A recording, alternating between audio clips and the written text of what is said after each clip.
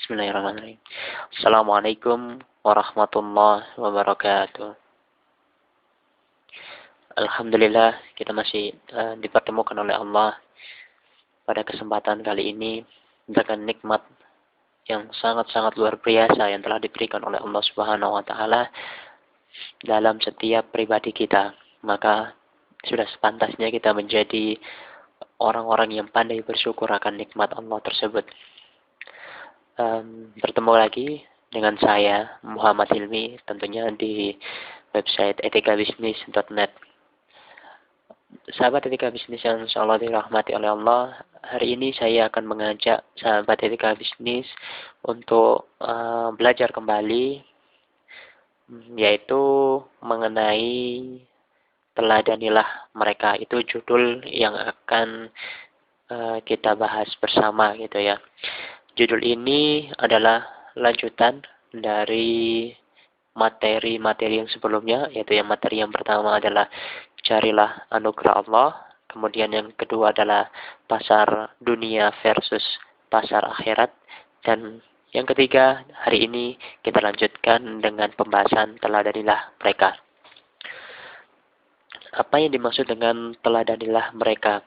Seperti yang sahabat etika bisnis pernah simak sebelumnya di video sebelumnya, bahwa di mana banyak contoh gitu ya, mohon maaf, banyak contoh yang dimana generasi-generasi di zaman sahabat ataupun di generasi para tabi'in itu mereka sangat-sangat seimbang sekali antara dunia dan akhirat. Jadi ketika azan berkumandang, maka perniagaan mereka yang sedang mereka lakukan itu langsung ditutup dan segera pergi ke masjid. Itu yang mereka lakukan. Dan itulah yang saat ini akan kita bahas gitu ya.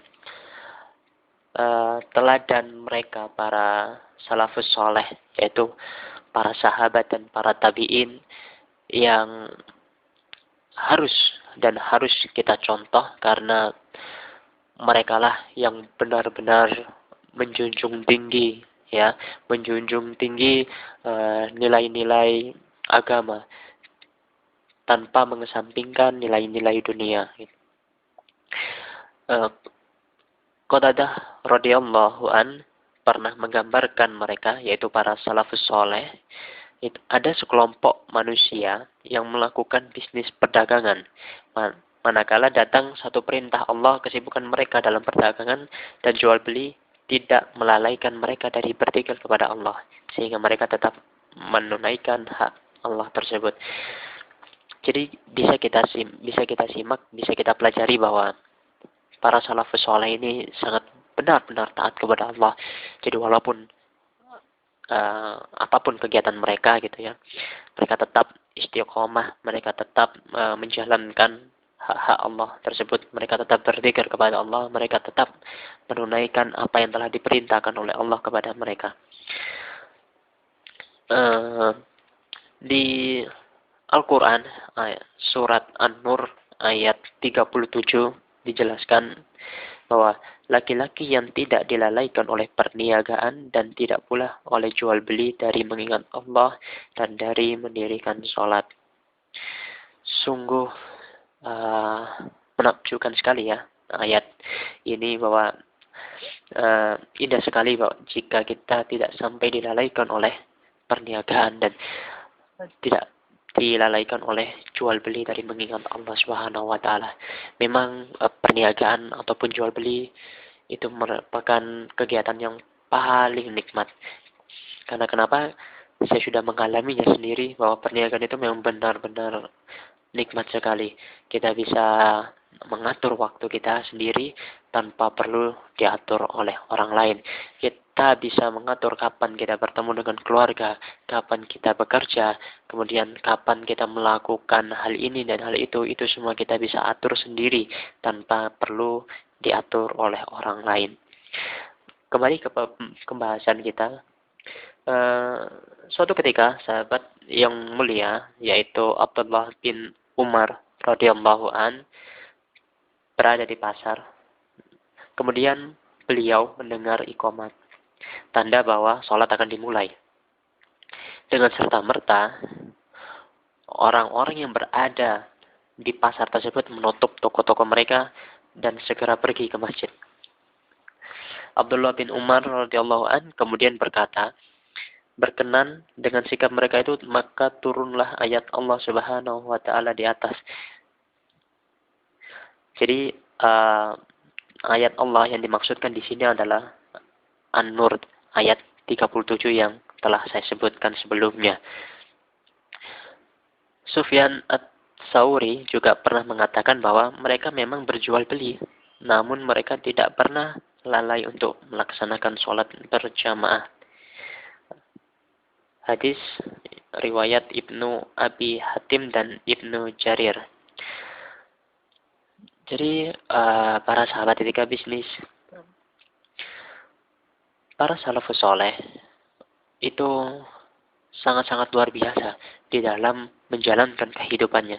Mereka tidak lalai akan kewajibannya sebagai seorang hamba Allah, dan mereka juga tidak lalai terhadap kegiatan mencari nafkah, sehingga balance atau seimbang antara kehidupan di dunia dan akhirat gitu ya. Orang-orang ini tidak pernah disibukkan oleh warna-warni kehidupan dunia, walaupun gemerlap dunia begitu menggoda, begitu nikmat dan mengajak untuk dinikmati, tapi mereka enggan untuk melakukan itu karena mereka tahu bahwa yang kekal nantinya adalah akhirat gitu ya, berada di sisi Allah Subhanahu wa taala. Dan itu nilainya sungguh-sungguh lebih besar daripada apa yang bisa mereka dapatkan di dunia ini.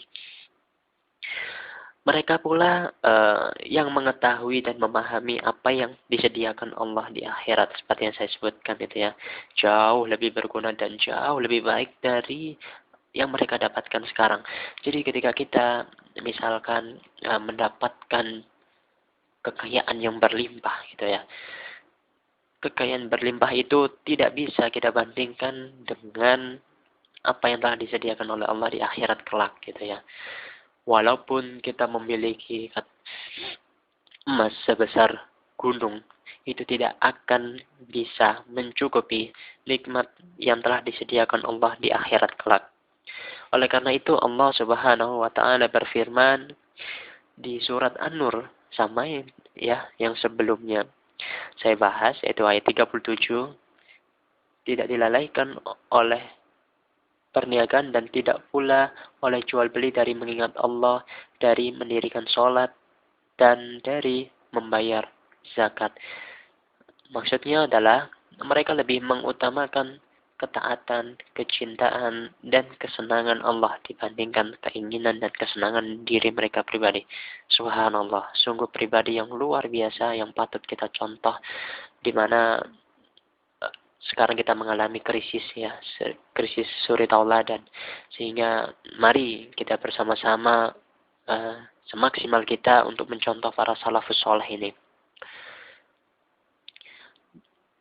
Baik, lanjut ke pembahasan kita, yaitu mungkin orang lain akan berpikir gitu ya, jika perniagaan mereka ditinggalkan pada waktu sholat, padahal pada waktu itu pengunjung atau pembeli sedang ramai, apakah tidak akan mengalami kerugian mereka?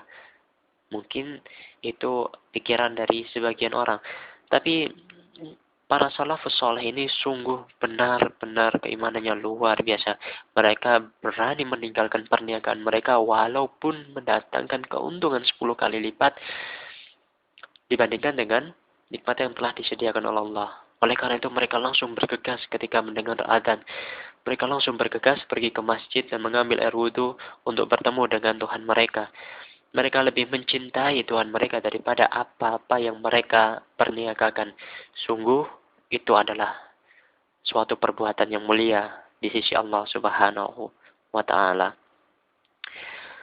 Allah Subhanahu wa taala juga berfirman di surat An-Nisa ayat 108, yang artinya mereka bersembunyi dari manusia tetapi tidak bersembunyi dari Allah, padahal Allah beserta mereka.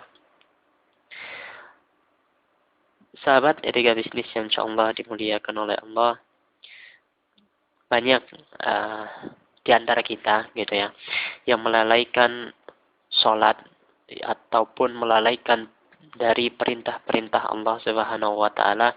Mereka lebih mencintai kehidupan di dunia, mereka lebih mencintai apa-apa yang sedang mereka kerjakan sehingga mereka melalaikan hak-hak kepada Allah Subhanahu wa taala.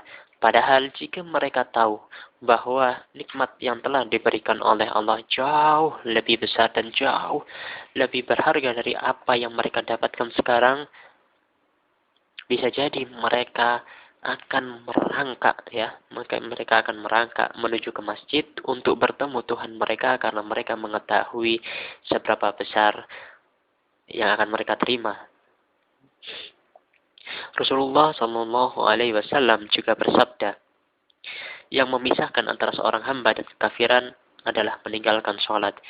Jadi sahabat etika bisnis yang insya Allah dimuliakan oleh Allah, patut kita renungkan, patut kita jadikan introspeksi diri. Sholat janganlah sampai kita tinggalkan. Sebisa mungkin kita jalankan sholat tersebut secara secara berjamaah dan di awal waktu, sehingga kita mendapatkan pahala yang berlipat dan kedudukan yang mulia di sisi Allah Subhanahu wa taala. Sahabat etika bisnis yang insyaallah dimuliakan oleh Allah, suatu ketika Ibnu Umar radhiyallahu an masuk ke dalam masjid. Kemudian beliau melihat orang-orang yang sedang melakukan sholat. Lalu beliau berkata, ada orang yang telah melakukan sunnah, menjauhkan diri dari penghuni api neraka. Kemudian beliau melanjutkan, bergembiralah, karena tidak seorang pun di antara kalian yang termasuk yang dikisahkan Allah dalam Al-Quran. Yang dimaksudkan di sini adalah surat Al-Mudatsir ayat 42 sampai 43, yang artinya, apakah yang memasukkan kamu ke dalam sakor? Nah, mereka menjawab, kami dahulu tidak termasuk orang-orang yang mengerjakan sholat. A'udzubillahi min dzalik. Semoga kita terhindar dari hal tersebut. Mengenai bab sunnah yang disebutkan oleh Ibnu Umar radhiyallahu an di atas, pernah diriwayatkan oleh Abu Sa'id Al-Khudri radhiyallahu an bahwa Rasulullah SAW bersabda, Allah Subhanahu wa taala berfirman, wahai Adam. Adam menjawab, aku menjawab dan memenuhi panggilanmu, wahai Rabbku, kebahagiaan beserta kebaikan senantiasa berada di sisimu. Allah Subhanahu wa taala berfirman kembali, keluarkanlah bab sunnah para penghuni api neraka yang dibedakan dari yang selain mereka. Kemudian Adam bertanya, apakah bab sunnah itu? Allah Subhanahu wa taala berfirman lagi, dari 1000 orang ada 999 orang yang masuk ke dalam api neraka. Pada saat itu, seorang anak kecil akan menjadi tua. Pada hari persidangan Allah kelak, gugurlah kandungan semua wanita yang hamil, dan kamu melihat seluruh manusia dalam keadaan mabuk kepayang, padahal sebenarnya mereka tidaklah mabuk. Akan tetapi azab Allah itu sangat keras dan pedih. Oleh karena itu, sahabat etika bisnis, mari kita bersama-sama mengintrospeksi kembali diri kita gitu ya. Apa yang kurang kita benahi, terutama dalam masalah sholat gitu ya. Sebisa mungkin kita sholat tepat waktu, sebisa mungkin kita sholat berjamaah dan di awal waktu, sehingga kelak di hadapan Allah kita dapat mempertanggungjawabkan apa yang kita perbuat gitu ya. Dan Allah pun akan bahagia terhadap apa-apa yang kita kerjakan untuknya gitu. Semoga apa yang saya sampaikan ini dapat bermanfaat untuk kita semua gitu.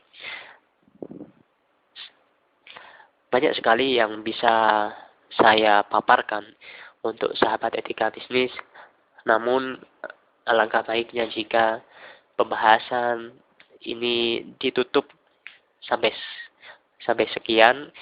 Untuk pembahasan selanjutnya insya Allah akan saya buatkan gitu ya.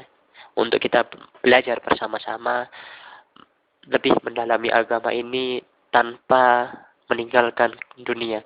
Jadi dunia dapat, akhirat dapat. Semoga kita termasuk golongan orang-orang yang beruntung. Beruntung di dunia dan beruntung pula di akhirat. Itu tujuan kita. Semoga kita semua bisa mendapatkannya atas izin Allah. Allahumma amin. Ya, baik sahabat etika bisnis. Itu saja yang bisa saya sampaikan pada kesempatan hari ini mengenai teladanilah mereka gitu ya. Mari kita teladani para salafus soleh dalam menjalani kehidupan mereka. Mari kita teladani kehidupan mereka sehingga kita bisa mendapatkan paling tidak yang mendapatkan kemuliaan seperti mereka insya Allah. Baik, saya tutup pembahasan ini dengan bacaan hamdalah, alhamdulillah. Dan mari kita berdoa semoga Allah mempertemukan kita kembali di pembahasan selanjutnya. Insya Allah. Saya tutup pembahasan hari ini. Sampai bertemu sahabat etika bisnis di lain kesempatan. Insya Allah. Wassalamualaikum warahmatullahi wabarakatuh.